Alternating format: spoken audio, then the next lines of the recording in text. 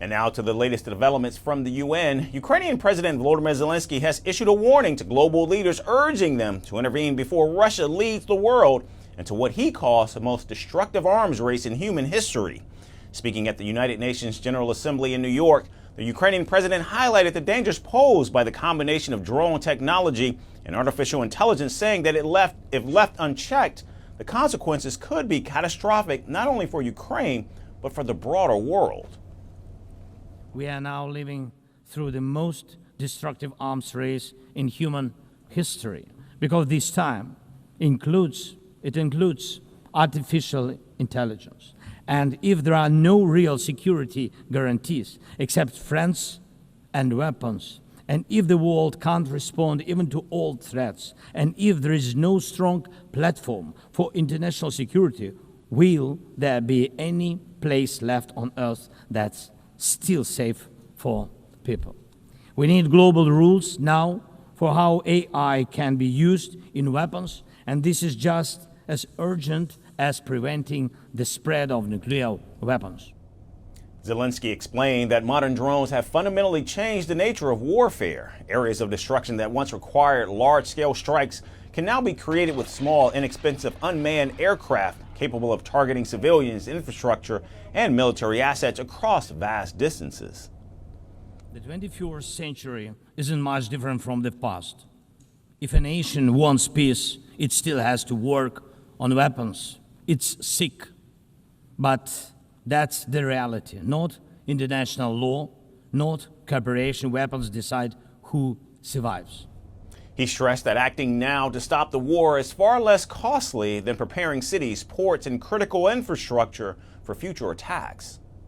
The facts are simple.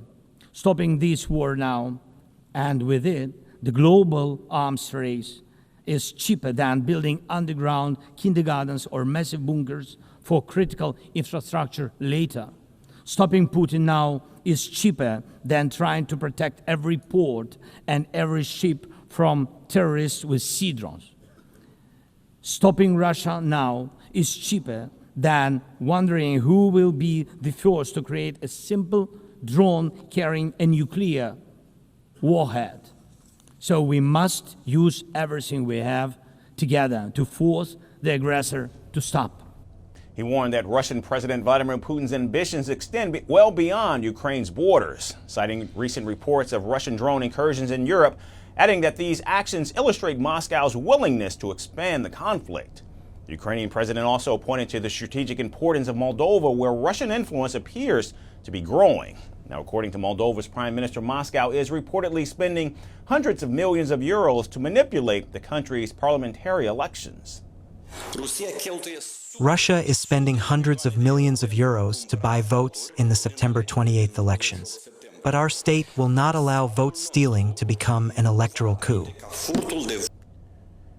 Zelensky's UN remarks come after he hailed President Donald Trump's U-turn on Ukraine and called him a game changer. He said President Trump can change the course of Russia's war in Ukraine.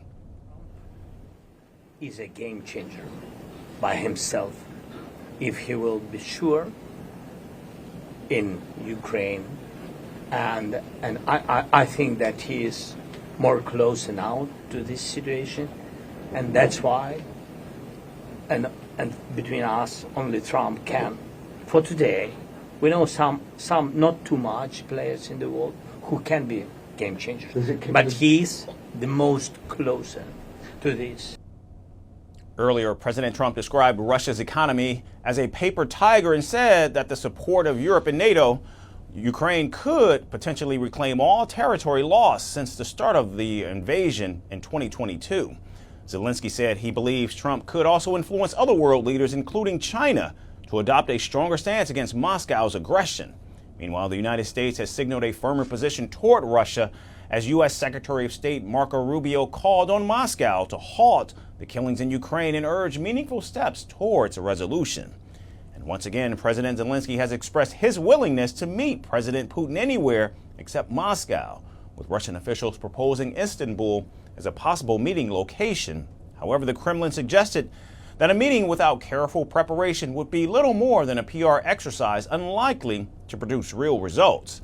As of now, the world watches closely to see whether decisive action can prevent an escalation in the Russia-Ukraine war that's been waging for more than 3 years. Firstpost now available in 9 languages on YouTube.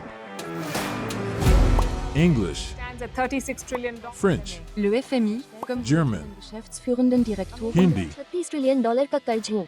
Indonesian, Pemerintah tanpa pemeriksaan. Italian, Sekali radikali. Japanese, 4兆ドル以上も Portuguese, por causa do próprio balanço patrimonial. Spanish. Beautiful bill. Go to Settings, click on Audio Track and select a language of your choice. Be the first to know what's happening around you in your first language. Firstpost.